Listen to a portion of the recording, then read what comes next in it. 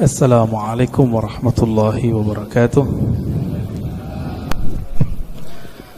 Innal hamdalillah nahmaduhu wa nasta'inuhu wa nastaghfiruh wa na'udzu billahi min shururi anfusina wa min sayyiati a'malina. Man yahdihillahu fala mudilla lahu wa man yudlilhu fala hadiya lahu. Amma ba'du. Allahumma salli ala sayyidina Muhammad an-nur al-dhati wa sirr as-sari fi jami' al-asma'i was-sifat wa ala alihi wa ashabihi wa li baitihi wa dhurriyyatihi ajma'in.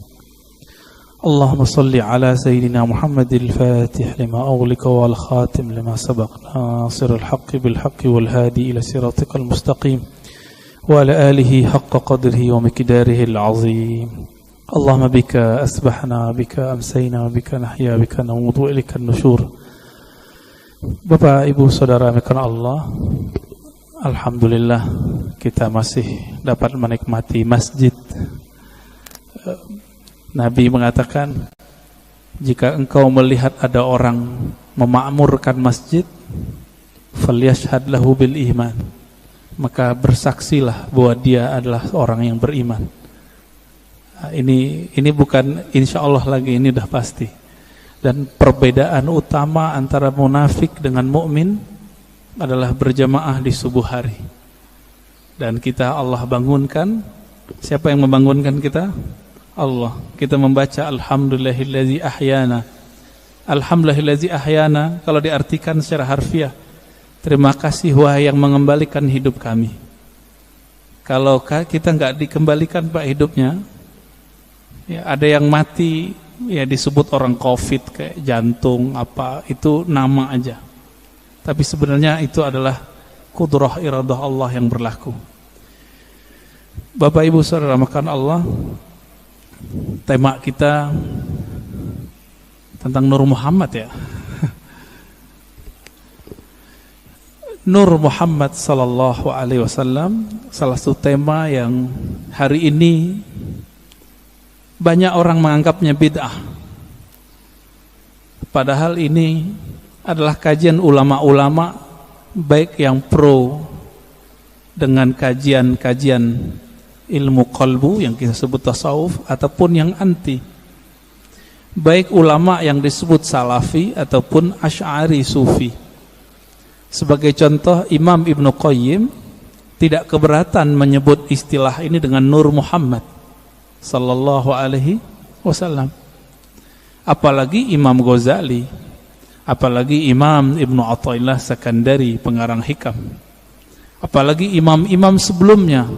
Ada seorang imam yang lebih awal semasa dengan Bukhari dan Muslim, bernama Al-Imam Al-Hafiz Al-Hakim At-Tirmidzi. Jadi ada dua Tirmizi. Imam Tirmizi pengarang Sunan Tirmizi. Sunan Tirmizi itu nama asli kitabnya Al-Jami' As-Sahih, kumpulan hadis sahih menurut Imam Tirmizi. Tapi nama kecil beliau ya Abu Isa, nama kunyahnya, panggilannya. Ada Tirmizi kedua, ahli hadis, ahli qalbu, bernama Al-Hakim At-Tirmizi. Sekampung semua mereka. Beliaulah yang mengemukakan istilah ini di kalangan ahli hadis. Istilah Nur Muhammad sallallahu alaihi wasallam. Bapak Ibu Saudara makan Allah, masih ingat guru-guru kita dulu sering baca ayat Alastu bi rabbikum qalu bala syahidna. Masih ingat ya? Jadi Allah bertanya kepada semua ruh, wahai semua ruh, bukankah aku Rabb kalian? Lalu Imam Ibnu Katsir, murid Ibnu Taimiyah dan Ibnu Qayyim, murid Imam Salafi, mengatakan dalam sebuah riwayat yang dia nukil bahwa yang pertama menjawab itu adalah ruh Nabi Muhammad sallallahu alaihi wasallam. Ruh Nabi Muhammad ini disebutlah Nur Muhammad sallallahu alaihi wasallam. Masih ingat juga ulama kita, mungkin Waktu khutbah kemarin Habib Ges membacakan ayatnya, wa ma arsalnaka, tidaklah kami mengutus engkau hai Muhammad kecuali untuk apa? Rahmatan lil alamin, sebagai rahmat bagi sekalian alam. Bapak Ibu yang dimuliakan Allah, dalam hadis Imam Muslim ayat ini dijelaskan apa makna rahmat. Siapakah rahmat itu? Berapa jumlah rahmat itu? Ternyata dalam hadis Imam Muslim gamblang sekali. Inna lillahi mi'ata rahmatin. Allah mempunyai, menciptakan 100 rahmat. Satu Allah ciptakan untuk dunia dari awal penciptaan makhluk di dunia sampai nanti kiamat. 99 di akhirat. Inilah makna hadis Nabi. Beliau mengatakan setiap Nabi ada punya doa mustajab.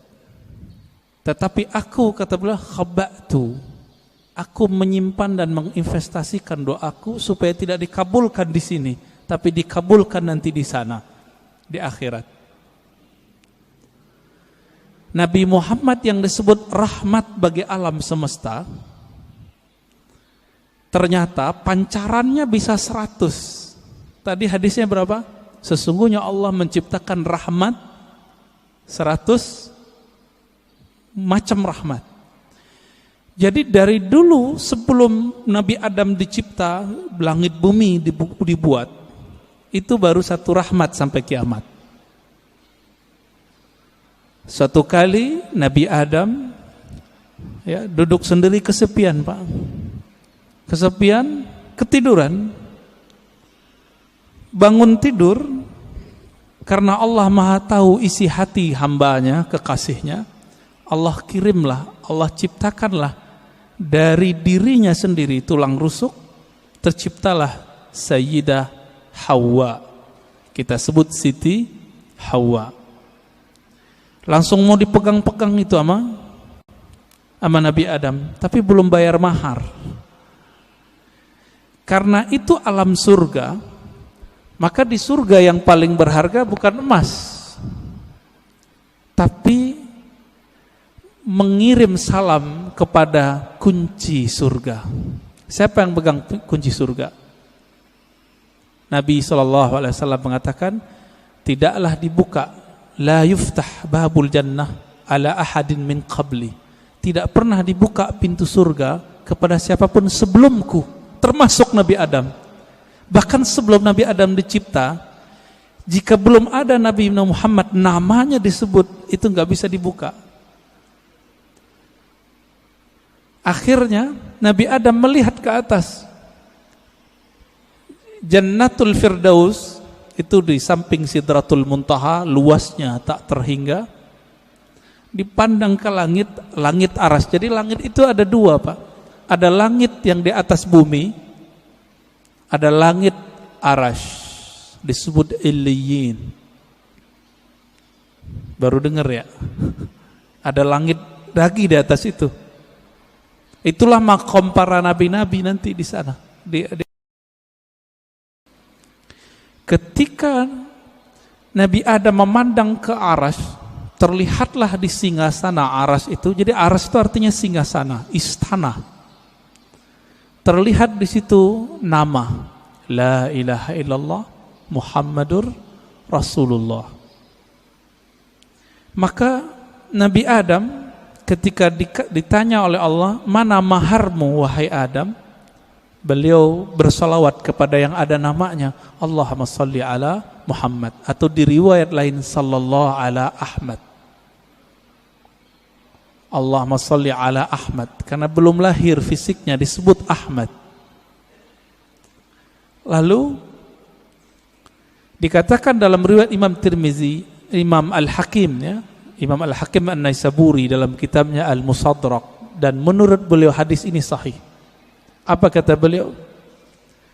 Allah bertanya kepada Nabi Adam, sedangkan Allah tanpa nanya sebenarnya sudah tahu. Ini hanya dialog antara hamba dengan Allah Subhanahu wa taala. Apa kata Allah? Hai Adam, kenapa kamu bisa bersolawat kepada Muhammad? Kamu tahu dari mana Muhammad? Jawaban Nabi Adam, ya Rabb, ketika aku memandang ke langit arasmu, aku memandang di situ ada nama Muhammad setelah namamu. Maka aku pastikan, aku yakini, pasti itu orang lebih mulia dariku. Lalu aku bersolawat kepadanya. Jadi lebih tua Nabi Adam atau Nabi Muhammad? Kira-kira lebih tua mana, Pak? Secara biologis tua Nabi Adam, tapi secara nur lebih tua Nabi Muhammad SAW. Lalu Allah mengatakan, laula Muhammad ma khalaqtuka ya Adam. Kalau bukan karena Muhammad itu, wahai Adam, aku tidak pernah ciptakan engkau. Inilah makna karena Nabi Muhammad, Nabi Adam dapat rahmat.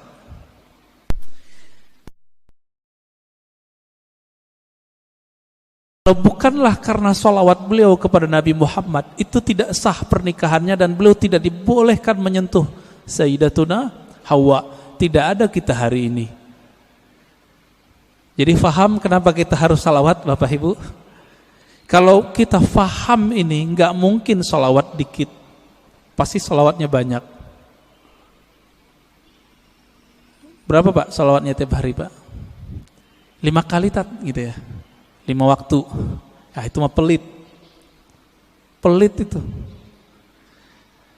Orang-orang yang nanti paling gampang mengakses rahmatnya Nabi Muhammad SAW, itu orang yang paling banyak berselawat kepada Nabi SAW. Ya. Jadi Nabi mengatakan, orang yang paling dekat kepadaku, aksarukum salatan alayya, yang paling banyak menyampaikan salam dan salawat kepadaku. Itu sebabnya ulama kita, guru-guru kita yang saleh, wali-wali Allah mulia, itu kalau salat tiap hari ada yang 313 minimal. Sallallahu ala Muhammad, sallallahu ala Muhammad. Ada yang 500, ada yang 700, ada yang 1000. Itu bukan pembatasan. Ini mereka mendisiplinkan dirinya sendiri, minimal aku zikir sekian. Ada yang berzikir 10.000, membaca salawat setiap hari. Ada yang setiap nafas naik turunnya adalah salawat kepada Nabi sallallahu alaihi wasallam. Pantas enggak? Justru lebih pantas, lebih banyak dari itu. Kenapa? Darah ini mengalir itu karena ada salawat kepada Nabi Muhammad sallallahu alaihi wasallam. Bahkan kita mundur lagi. Satu kali Nabi sallallahu alaihi wasallam menyebutkan dalam hadis Imam Al-Hakim At-Tirmizi, ketika orang menganggap Adamlah orang pertama, maka Nabi tegur orang-orang itu dengan hadis yang diringkas oleh Imam Al-Hakim At-Tirmizi dan Imam Al-Hakim, kemudian juga Imam Abu Nuaim dan lain-lain ya. Yang riwayat ini kita pakai riwayat Al-Hakim An-Naisaburi, bukan At-Tirmizi. Apa kata beliau? Nabi SAW bersabda, kuntu nabiyyan wa Adam baina ma'in wa tin. Aku telah diangkat menjadi nabi, sedangkan Adam belum tercipta, masih tanah dan air. Bisa kebayang Pak? Berarti Nabi Muhammad SAW sudah jadi nabi, alam semesta belum dicipta. Beliaulah alam pertama yang dicipta. Oleh karena itu dalam kalam-kalam ilhami yang didapat oleh ulama-ulama kita, ada dialog Allah Subhanahu wa taala dengan dirinya. Beberapa ulama mengatakan ini hadis. Saya teliti, ini bukan hadis yang bersambung. Ini hanya kalam-kalam ilhami. Apa kata Allah Ta'ala? Kuntu kanzan makhfiyan. Aku adalah perbendaharaan yang tersembunyi. Yang disebut dalam hadis Bukhari, Kanallah wa la syai'a ma'ah. Allah ada, tiada satu pun bersamanya. Rahasia, sangat rahasia. Lalu Allah mengatakan, fa ahbabtu an u'rafa. Lalu aku ingin dikenal, aku cinta dikenal. Jadi yang boleh narsis itu cuma Allah. Yang boleh suka popularitas itu cuma Allah. Karena Allah punya rahasia disebut kanz, kanzan makhfiyan. Aku ingin dikenal, fa khalaqtul khalqa, aku ciptakanlah makhluk. Siapa makhluk pertama? Allah ciptakanlah apa yang kita sebut dengan tiupan pertamanya. Allah meniup. Ini jangan salah faham. Ini contoh ayatnya. Fanafakhtu fihi min ruhi. Aku tiupkan dari rohku. Allah menyebut zatnya, rohnya. Maka Allah menamakan zatnya dengan roh, ruh. Hembusannya itu menjadilah apa yang kita sebut sekarang dengan Nur Muhammad sallallahu alaihi wasallam. Tapi sebelum Nur Muhammad, Allah itu mengenalkan dirinya bahwa dialah Ahad. Qul huwallahu ahad. Jadi hadis kalam ilhami tadi semuanya ada di surat Al-Ikhlas ketika Allah mengatakan Qul huwa. Kenapa bukan Allah dulu tapi huwa dulu? Dalam tradisi bahasa Arab, kata yang zahir mesti lebih awal daripada kata ganti. Huwa artinya dia. Apa arti dia? Ini kata ganti. Allah nama yang zahir. Oleh karena itu Imam Abdul Qahir Al-Baghdadi, Imam Ahlus Sunnah mengatakan, kalau ayat ini dimulai dari huwa, bukan Allah, seperti ayat kursi Allahu la ilaha illa hu, berarti huwa itu bukan nama ganti. Huwa itu adalah nama asli Allah Subhanahu wa ta'ala. Disebut nama zahir juga Pak, nama yang nyata. Huwa itu bahasa Arab artinya dia. Bapak kalau sebut dia dalam bahasa kita, maknanya mirip dalam bahasa Arab. Saya bilang dia, orangnya tampak enggak oleh mata? Ya. Tadi saya ngobrol sama beliau nih. Kita cerita tentang Habib Qais, beliau khutbah. Kelihatan enggak sekarang orangnya? Enggak, berarti tidak terlihat oleh fisik. Maksud dari kata dia, Allah itu tidak bisa dicapai oleh pandangan fisik, pendengaran fisik, semua yang berkaitan dengan indrawi. Itulah makna huwa. Oleh karena itu ulama kita yang ahli qalbu sepakat huwa nama Allah. Jadi jangan heran nanti ketemu kiai-kiai Betawi lama, kiai-kiai Banten, kiai-kiai Jawa lama, kiai-kiai Sumatera, mereka berzikir hu Allah. Ya, hu itu surat Al-Ikhlas itu Pak. Bukan bid'ah, diambil ayat itu huwallah. Bid'ah enggak tuh? Ngambil dari surah Al-Ikhlas kok. Ya, kalau ada sahabat kita yang mengatakan bid'ah, mungkin pensyarahan ini belum sampai kepada beliau. Kitab-kitab mengenai ini banyak. Al-Ibda, ya, fi Madaril Ibtida, itu menjelaskan perdebatan ulama tentang zikir hu boleh atau tidak. Setelah dibid'ahkan oleh Ibnu Taimiyah, dibalas oleh yang lebih senior oleh Ibnu Taimiyah, namanya Ibnu Athaillah Sekandari. Finalnya itu boleh, bahkan disyariatkan, masyru', begitu bahasa Arabnya. Jadi jangan terjebak di situ. Huwa itulah yang disebut kanzan makhfiyan, perbendaharaan yang tersembunyi. Coba lihat Bapak Saudara amakan Allah. Allah itu dalam surat Thaha berkata kepada Sayyidina Musa, "Hei Musa, innani anallah." Masih ingat? Ayat 14. Surat 20 ayat 14. Innani anallah. Sesungguhnya akulah Allah. Berarti Allah menyebut di sini nama zatnya dengan ana. Sesungguhnya akulah Allah.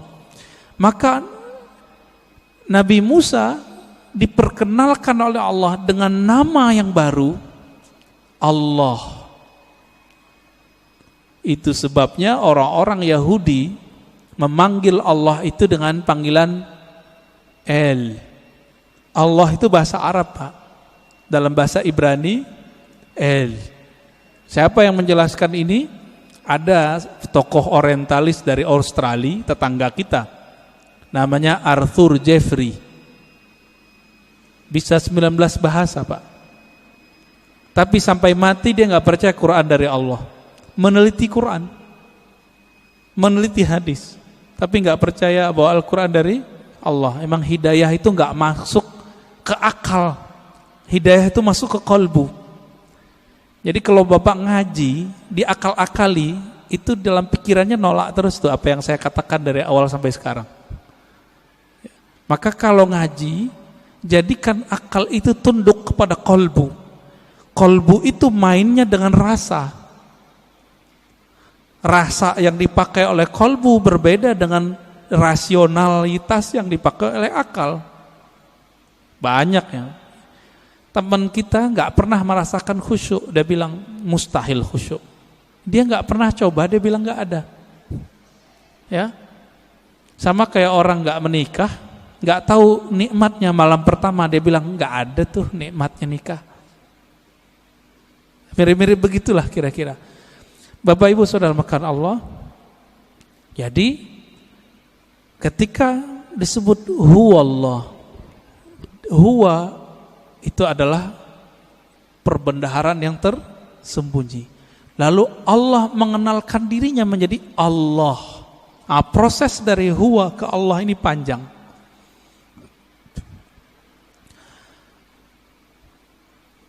Karena Allah ingin dikenal, maka Allah meniupkan dari ruhnya. Tiupan inilah yang disebut dengan tiupan yang bernama Ahmad. Ya, Ahmad itu cahaya yang terpancar darinya disebut cahaya Nur Muhammad. Begitu ulama kita menjelaskannya. Inti dari Ahmad itu adalah nurnya. Maka sebagaimana disebutkan dalam hadis Imam Bukhari, innallaha yanzuru ila qulubikum. Allah memandang ke sentral jiwamu. Apa sentral jiwamu? Yaitu qalbu. Qalbunya Ahmad adalah Nur Muhammad. Maka Allah pandanglah nur itu. Pernah enggak Bapak Ibu saudara makan Allah, waktu dulu kita sekolah, kita dipelototin oleh guru kita? Keringetan enggak? Keringetan ya?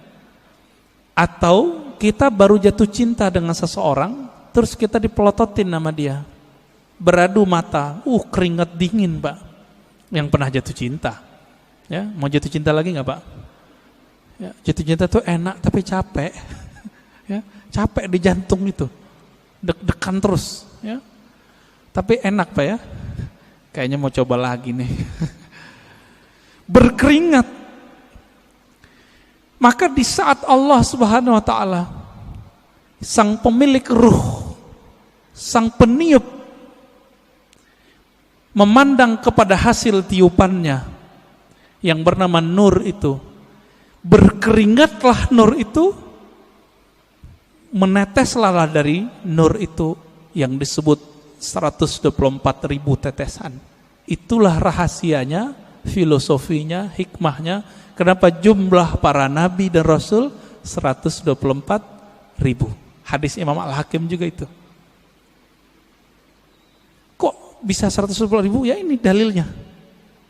Dalil rohaninya, dalil zawq qalbiyahnya. Yang Allah pandang apa?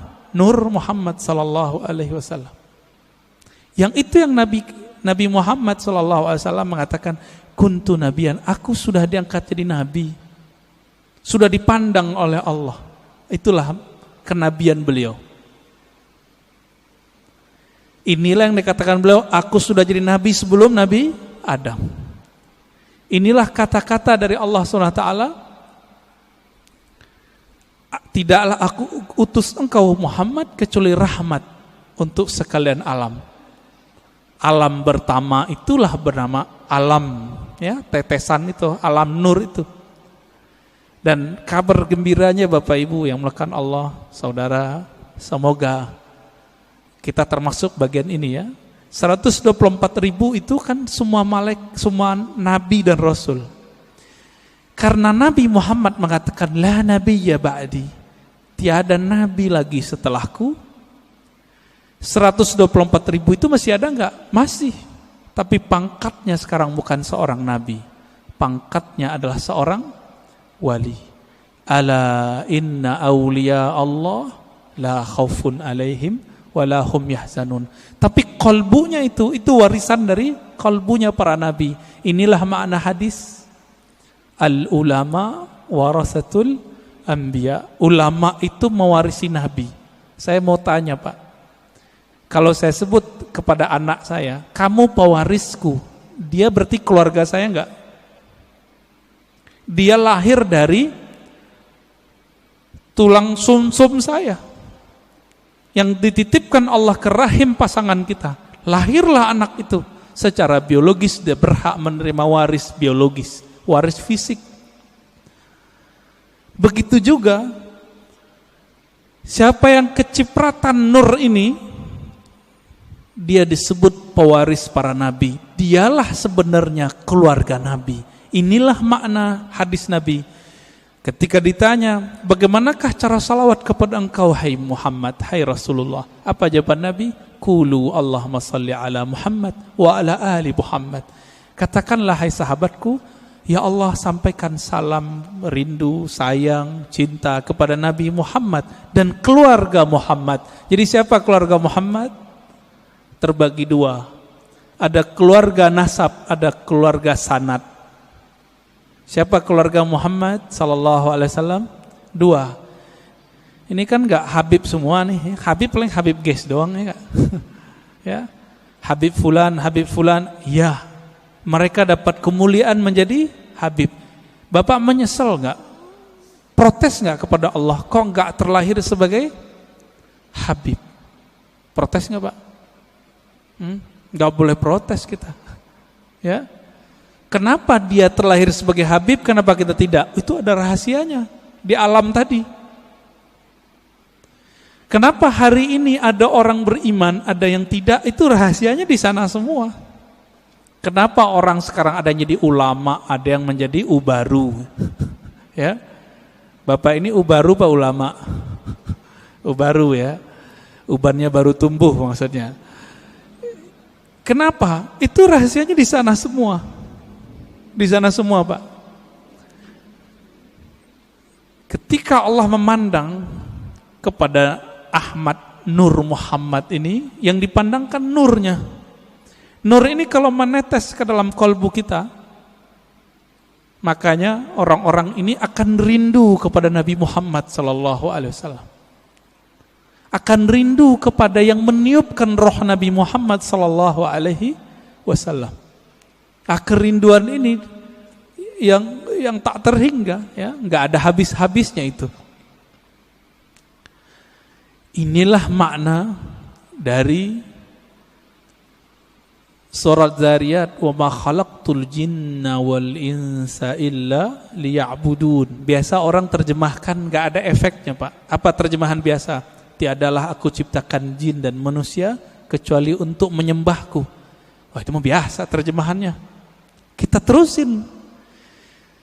Menyembah itu artinya menjadikan diri kita budaknya. Menjadikan diri kita manut kepadanya. Bapak, maukah mengikuti seseorang yang kita nggak kenal dia? Mau nggak? Mau nggak? Nggak mau. Kenapa kita nggak mau? Ya, gue nggak kenal, ngapain ikut kan gitu. Yang saya ikuti, yang saya kenal bahwa dia mempunyai wibawa kepemimpinan, wibawa apa tertentu lah. Kalau nggak kenal, untuk apa? Maka makna liya'budun, tidak aku ciptakan jin dan manusia kecuali untuk menyembahku. Ibnu Abbas, ini saya sering sampaikan, mengatakan ya'budun artinya mengenal aku. tidaklah aku ciptakan engkau jin dan manusia kecuali untuk mengenal aku. Orang kalau kenal Nabi Muhammad baru mencintai Nabi Muhammad. Orang kalau kenal Rabbu Muhammad, pencipta Nabi Muhammad, baru menyembah Allah Subhanahu wa ta'ala. Kita karena memandang kekasih kita, pasangan kita, kita jatuh cinta kepadanya, lalu kita siap bersamanya. Kita siap menghabiskan apa yang kita punya untuknya. Ini enggak kenal Allah, pantas susah tahajud. Enggak kenal Allah, pantas susah baca Quran. Enggak kenal yang nurunin Quran, gimana menikmati surat cinta dari Allah? Setiap Allah mengatakan, ya ayyuhallazina amanu, itu panggilan cinta, Pak. Hei orang-orang yang percaya kepadaku. Itu panggilan cinta itu. Ini tanya nih bapak-bapak yang dulu belum ketemu handphone, jatuh cinta dulu, kirim surat sama kekasih. Gimana Pak? Surat, baca suratnya gemetar enggak? Gemetar. Ibu-ibu tanya di belakang, dapat surat cinta pertama bisa nangis loh. Disimpan rapi-rapi di lemari. Kalau supaya enggak ketahuan sama orang tua, disimpan ya di bagian tertentu. Enggak bisa juga, kata ustadz kita, disimpan di hati, ustadz. Ya, begitu. Kalau kita bisa menghargai surat cinta dari kekasih fisik, kekasih biologis, sedemikian rupa, kenapa tidak bisa menghargai surat cinta ini melebihi itu? Ini kan aneh. Berarti nggak kenal kepada yang mengirim surat cinta. Karena tidak kenal, apa yang terjadi? Kita meremehkan surat itu. Bapak Ibu Saudara makan Allah, ini baru sekelumit kita cerita tentang Nur Muhammad sallallahu alaihi wasallam. Nah, Bapak itu dapat tuh pancarannya, makanya bisa sholat subuh di sini, mau bangun, dapat kepercik Pak. Cuma kepercik bagian keberapa saya nggak tahu. Itu yang ahli Nabi Muhammad dan pewaris Nabi Muhammad yang paling utuh, yang disebut Al-Imam Al-Mahdi. Hanya beliau berdualah yang mengerti. Ini nih kita pancaran keberapa ini? Kalau emang ada, kalau enggak zombie Pak. Zombie, Bapak tahu zombie? Nah, ini yang disebut khawarij di zaman Rasulullah. Dia sholat sama kita tapi ganasnya bukan main. Ya, beda sama dia kafir. Ya, beda dengan amalannya musyrik. Berpakaian agama, tapi Nabi mengatakan Al-Quran yang dia baca tidak tembus sampai ke dadanya. Gak dapat nur deh. Gak dapat nur. Maka dulu guru kita mengatakan orang-orang yang gak dapat nur ini la naura fi wajhi, di wajahnya tidak ada ketenangan. Maka inilah, ini penutup untuk pengantar dari Nur Muhammad sallallahu alaihi wasallam. Nabi berdoa. Dalam hadis Imam Muslim itu dibaca ketika mau berangkat dari masjid, dari rumah ke masjid, atau dibaca saat sujud salat sunat. Allahumma ja'al fi qalbi nura. Ya Allah, tumpahkanlah nurmu ke dalam kalbuku. Wa fi sam'i nura, ke dalam pandanganku. Wa fi pendengaranku, ya, basari, pandanganku. Dagingku, tulangku, darahku. Di depanku, di belakangku, kanan kiriku, atasku dan bawahku. Artinya kelilingilah kami dengan nur. Amalkan itu Pak, gak usah pakai bahasa Arab. Kalau hafal bahasa Arab, alhamdulillah. Ketika berangkat dari rumah ke masjid, mau pakai motor, mau jalan kaki, lebih afdol kalau masih di komplek ini jalan kaki. Karena setiap langkah itu bumi ngomong. Cuma Bapak kan gak denger. Kalau Bapak denger gak jadi berangkat ke masjid, dikira hantu. Apa kata si bumi? Si tanah ini mengatakan ke tanah di sampingnya, saksikan wahai tanah di sampingku, aku sedang diinjak oleh orang punya nur. Dan ini dikatakan dalam banyak hadis Nabi SAW. Aku diinjak oleh orang yang berzikir kepada Allah, yang ingin berangkat ke masjid-masjid Allah Subhanahu wa ta'ala. Beruntunglah rumah yang dijadikan masjid Allah. Beruntunglah tanah-tanah yang diinjak oleh orang-orang yang menjadi hamba Allah. Mari kenal Allah, karena itulah inti pewaris dari Nur Muhammad sallallahu alaihi wasallam. Udah 40 menit, Ustaz. Udah. Tadi dipesenin belum 40 menit ya.